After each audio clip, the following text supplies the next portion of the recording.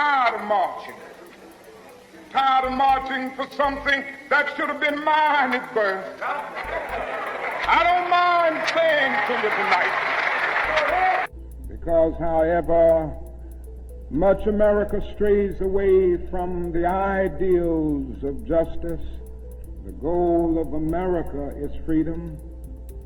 Abused and scorned though we may be, our destiny is tied up in the destiny of America. Before the Pilgrim Fathers landed at Plymouth, we were here. Before Jefferson etched across the pages of history the majestic words of the Declaration of Independence, we were here. Before the beautiful words of the Star-Spangled Banner were written, we were here. And for more than 2 centuries, our forebears labored here without wages. They made cotton king. They built... The year is 1492. And you're standing on the shores of what you think is Asia. You're Christopher Columbus, and you've just been handed something that will challenge everything you think you know about your discovery. The natives of Hispaniola have given you spearheads. Not just any spearheads, but ones tipped with a precise mixture of gold, silver, and copper.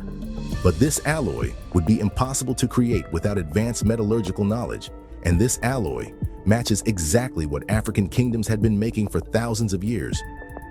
But this evidence, it's about to disappear into the depths of history. Christopher Columbus didn't discover America. And no, I'm not just talking about the obvious fact that you can't discover a place where people are already living. I'm talking about something far more significant. Evidence that Black Africans had not only reached the Americas, but had been trading with its people for centuries before Columbus ever set sail. This isn't some tinfoil hat conspiracy theory. No.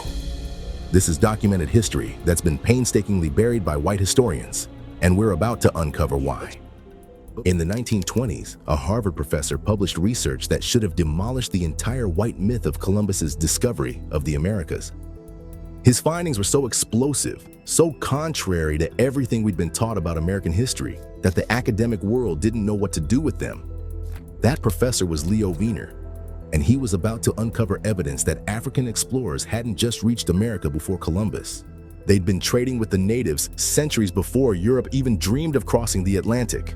Born in Russia, Wiener's path to this earth-shattering discovery began with a failed dream. He had immigrated to the United States in the late 19th century, heading to British Honduras to open a vegetarian commune. But while that venture collapsed, what he found in Mesoamerica would prove far more significant. After returning to the United States and becoming a professor at Harvard University, Wiener began piecing together something extraordinary. During his time in Mesoamerica, he had noticed countless linguistic and botanical connections that defied conventional history. Words in local languages that matched perfectly with African Bantu and Arabic. Plants that shouldn't have been there. Plants that originated in Africa, flourishing in American soil long before any European ship had crossed the ocean. These discoveries were so numerous, so undeniable, that between 1920 and 1922, Wiener compiled them into an extensive 3-volume work titled Africa and the Discovery of America. When Columbus brought those Guanan spearheads back to Spain, he did something that would set the pattern for centuries of historical suppression. He had them analyzed, confirmed their African origin, and then nothing. Nothing more was said about these extraordinary artifacts that proved Africans had been trading with the Americas long before European arrival. Why the silence? The answer lies in Spain's colonial ambitions. You see, it was in Spain's best interest to suppress any challenges to their discovery and claims of the islands of the West Indies. After all, you can't claim to be the discoverer of something if evidence shows others had already been there for centuries. This is the war they never taught us. From 1492 to 1775, America wasn't discovered, it was invaded. Not by one country, by 7. Russia came through Alaska. The Netherlands took parts of Canada. Britain and England worked both east and west coasts. France came up through New Orleans and the Gulf. Italy moved through Texas and Gulf territories. Spain invaded from the west coast down through Argentina and Chile and back up the spine of America. This wasn't exploration. This was a 283-year war, and the target indigenous Black Americans, the copper-colored, wool-haired people already here. They didn't come here to enslave Africans. They came to steal land from the indigenous. They just called us Negro to erase who we were. By 1775, we surrendered. We lost our right to vote, lost our land, and got renamed. They threw us on reservations if we submitted, and labeled us Negro if we refused. And now they act like we don't belong, like our story started on a slave ship. But the truth, the ships never brought us here. They were used to ship us out, erase us from this land. This war wasn't just physical, it was legal, paper genocide, land grabs, reclassification. The original Americans are now called everything but what we are. You want to know why we're struggling? Because we're fighting under false names, false history, and stolen status. It's time to correct it. Learn the truth. Reclaim your status. You're not lost. You were renamed. And now it's time to return. Please like, share, and subscribe. Give your honest opinion. This is the war. You assume they go exactly what they want you to say. They said Louisiana Purchase. So you thinking about it's a purchase. No, it was not a purchase at all. They tell you this. It was Louisiana Purchase. It was a pure chase. They were chasing the empire out of here. And this is what you call, that chase is what we call the Trail of Tears. Let me say this again. That chase is what you call the Trail of Tears. They were chasing our people away from these cities. They were burning these places and destroying them. So they were chasing us out. That's what you call because Louisiana was the headquarters of the empire in America. Okay? Let me say this again. Louisiana was the headquarters of the empire. So if you chase them out of here, the empire's over. It's over for the empire. So that's what it called the Louisiana Purchase. So it means Louisiana Purchase. Or if you said French, Louisiana Purchase. Pure chasse. That means you pure chasse. So chasse means chase. So they were chasing the empire out of here. That's what the Louisiana Purchase means. And people don't know that. It's not their fault. The Spirit don't teach them and gave them the knowledge they want. And this is why most of our people was fleeing and moving, and they start taking over these environments, start taking over these buildings. And this is why you find places like this. Let me show you the aftermath from the chase, okay?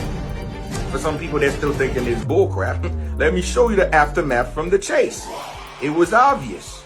That's when the destruction system started. They start to take out these buildings, and most of these things was completely raveled and completely destroyed. This is the aftermath from the Louisiana Purchase. These are these are energy towers they are taking down. See that? These were energy towers they are knocked down on us. That is the result of the purchase. They were chasing us down. The pure chase. That was the chase. Get us out of here. Burning these buildings. See, this is the building right there. That's how they burning these buildings.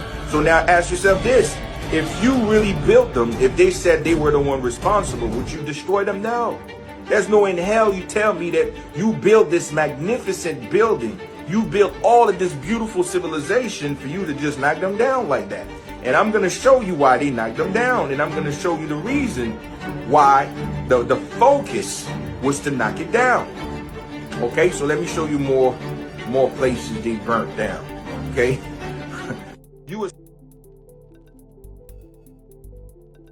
They benefit from calling us black. So why can't we use that same term? No, you know why? Because legally, right? Legally, by law, the Negro Act of 1740, literally, it says that blacks, Indians, African Americans, and Africans, those are all terms for slave chattel. If you identify as black, African American, African, or Indian, or Negro, you're property. And you are property of the United States Corporation.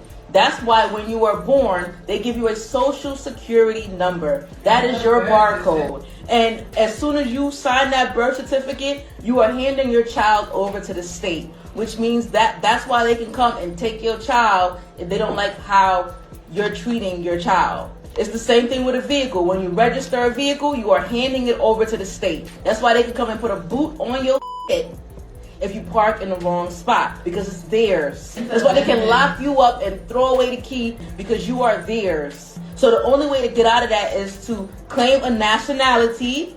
Our last label, our last term that actually holds weight is Moors. In 1492, when they took our shit and we lost that war and we lost everything, we were identified as Moors. Look up the Peace and Friendship Treaty. That's all I'll say. The easiest place to claim your true identity is actually the DMV. So thank you, Big Mama, for mentioning this. When you go to the DMV, you can mark American Indian. On the United States Census or any other legal documents, when you mark American Indian, now it asks you for a tribal number. The DMV does not ask you for that. So you can mark American Indian, and if somebody asks you for a tribal number, you tell them 14th Amendment. So an American Indian, by definition, is somebody who identifies with the original peoples of America. Your 14th Amendment, your birthright to this land, identifies you as the original peoples of America. So when you mark American Indian or they ask for a number, just put birthright. And if y'all don't got the balls to go against them people like that, which I totally understand, I'm just telling you, the DMV is the first and easiest place to correct your identity because they don't ask you for a tribal number. You can mark American Indian and they won't ask you any question. On any other legal document, if you need a tribal number, put my number down, 997. And if they got a problem, they could call me. Tell them I said the easiest. This is not about reparations. As long as I can prove lawfully that we are the indigenous nation of America, then we have a case for discrimination against the Department of Justice for over-policing us, the Department of Healthcare for killing our children 2.5 to 3 times higher than anyone else, and the Department of Education for miseducating us, discriminating against our American indigenous history by providing us a history with white supremacy. That is unlawful and unconstitutional discrimination. That's how we'll get our money back. Through the same court that freed us the first time in France. The law is actually on our side. They have conflated history to make us think, oh, goddamn, the last place I want to go is the courtroom. I'll be the first one to show up. How dare they do that to us? We have to hit them where it hurts, in their fucking pockets, using their laws.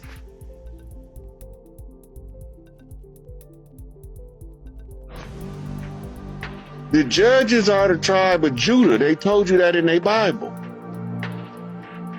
And they operate by the lawgivers under Levi. The tribe of Levi is the Levi.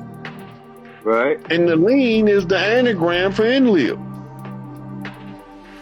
So they telling you the whole time who behind it, but because we don't know what they doing, because we don't know their secret society languages, we are just sitting on the outside watching them in our face, behind our back. Yep, all courts are banks. They all tied in to accounting groups.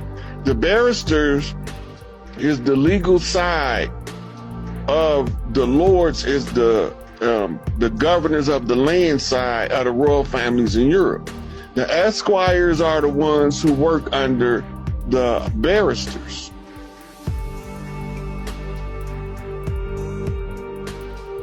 Yep, we already put the bar on notice. I had to capture the first charter, which was issued in Savannah, Georgia by King George II, I think. I thought it was King George III, but when I look back at my notes, it was King George II in 1863, I think it was. Which is his like granddad or something like that. It's his granddad, King George III granddad. And they were all dark-skinned Negroes, I'm telling you. Yep. In their first charter, it tell you why they came. Hey, could you go in on that a little bit before you close out? Go ahead. One day we're going to go over the charter. But in the charter, it's basically telling them to steal everything that the people from the land have. It's telling the lawyers to do that. It's not telling the bankers to do it, because the lawyers is going to use the banks. And the banks is the courts. And what we call in banks are what we call branches. All crimes are commercial. That's in their law. Their law say that. All crime is, that means that it's a financial enterprise. It's something for making money. It's a commercial endeavor. That's why all of the banks got commercials and the lawyers. It used to be illegal for a lawyer to advertise. Think about that for a minute. Now they all over the news. 1-800-CALL-SAM.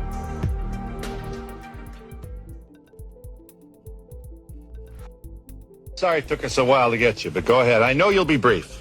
I'm a white American born into poverty, and I overcame it.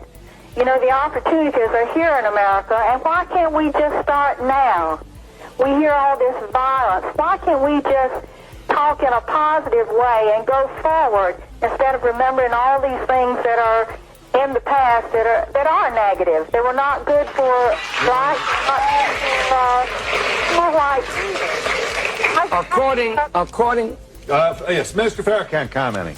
According to the State of Black America by the Urban League, if we started right now, they said, we could never close the gap to black poverty and white poverty. She said, let us start right now. Let's forget the past. Notice this. When Jewish people remember the Holocaust and want the world to remember the Holocaust. Wait. Why do you want the world to remember? Because if the world does not remember, it is likely to repeat itself. And Jewish persons who suffered from the Holocaust want the world to remember this because the world turned its back while Jews were put in ovens. I, as a black person, want my people to remember what we have suffered and what we continue to suffer so that we will say like the Jews, never again. Never again. Sorry it took us There are three evils in our nation. It's not only racism, but economic exploitation of poverty would be one, and then militarism. And I think in a sense, and in a very real sense, these three are tied inextricably together, and we aren't going to get rid of one without getting rid of the other. Well, you stood on the Lincoln Memorial that day in August, '63, and you said, I had a dream. But I must confess that that dream that I had that day has at many points turned into a nightmare. Now, I'm not one to lose hope. I keep on hoping. I still have faith in the future. But I've had to analyze many things over the last few years, and I would say over the last few months. I've gone through a lot of soul-searching and agonizing moments, and I've come to see that we have many more difficult days ahead, and some of the old optimism was a little superficial, and now it must be tempered with a solid realism. And I think the realistic fact is that we still have a long, long way to go, and that we are involved in a war on Asian soil, which, if not checked and stopped, can poison the very soul of our nation. Dr. King, even if there had not been a war in Asia, would you still not have had this nightmare insofar as the Negro movement for equality then touched on two things that the white community holds sacred, their children and their property?